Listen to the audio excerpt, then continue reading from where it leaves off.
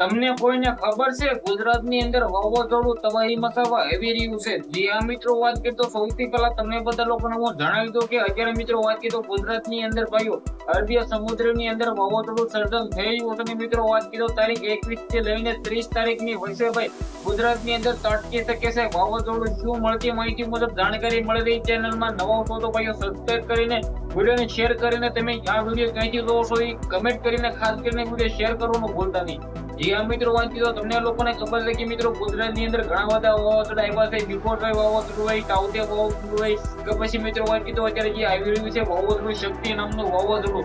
આ વાવાઝોડું મિત્રો વાત કરીએ તો તારીખ 21 થી સ્ટાર્ટ કરીને મિત્રો વાત કરીએ તો તારીખ 30 31 સુધી મિત્રો વાત કરીએ તો ગુજરાતની અંદર એન્ટ્રી કરી શકે છે.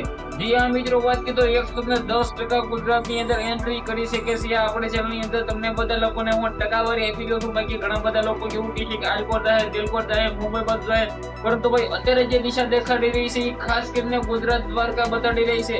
જી હા મિત્રો, વાત કરીએ તો ગુજરાતની અંદર ગઈકાલે ભાઈ દેખાડવામાં આવ્યું હતું કે અરબી સમુદ્રની અંદર મિત્રો વાત કરીએ તો વાવાઝોડું સમય જવાનું છે. સવારે દેખાડવામાં આવ્યું હતું કે મિત્રો વાવાઝોડું મુંબઈ તરફ જવાનું છે. અત્યારે મિત્રો લાઈવ તમને બધા લોકોને હું દેખાડું ને તો મિત્રો વાત કરીએ તો વાવાઝોડું ગુજરાતની અંદર જઈ રહ્યું છે દ્વારકા, ભાવનગર, તળાજા, મહુવા સાથે મિત્રો વાત કરીએ તો વેરાવળદર હોય, જામનગર હોય કે પછી મિત્રો વાત કરીએ તો જુનાગઢ હોય, આ બધા જ તાલુકા મિત્રો વાત કરીએ તો અંદર જિલ્લાઓની અંદર નુકસાની થવાની છે. વાવાઝોડું છે મિત્રો વાત કરીએ તો ગુજરાતની અંદર આવી રહ્યું છે. જી હા મિત્રો, વાત કરીએ તો ખાસ કરીને તમે આ વિડીયો ક્યાંથી જોવો છો કમેન્ટ કરી દેજો. શું મિત્રો વાત કરીએ તો તમે સૌરાષ્ટ્રના ભાગોમાં આવો છો તો તમારે પણ ચિંતા કરવા જેવાની જરૂર છે. કારણ કે મિત્રો ખાસ કરીને સુરત થી લઈને આ બધા મિત્રો વાત કરીએ તો જે આપણે દ્વારકા લગી મિત્રો વાત કરીએ બધા ગાળાની અંદર મિત્રો વાત કરીએ તો વાવાઝોડું ત્રાટકી શકે છે.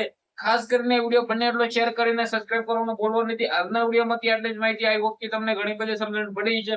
આપણે એક નવો વિડીયો મળી ત્યાં સુધી બધા જ લોકોને જય હિન્દ, જય ભારત.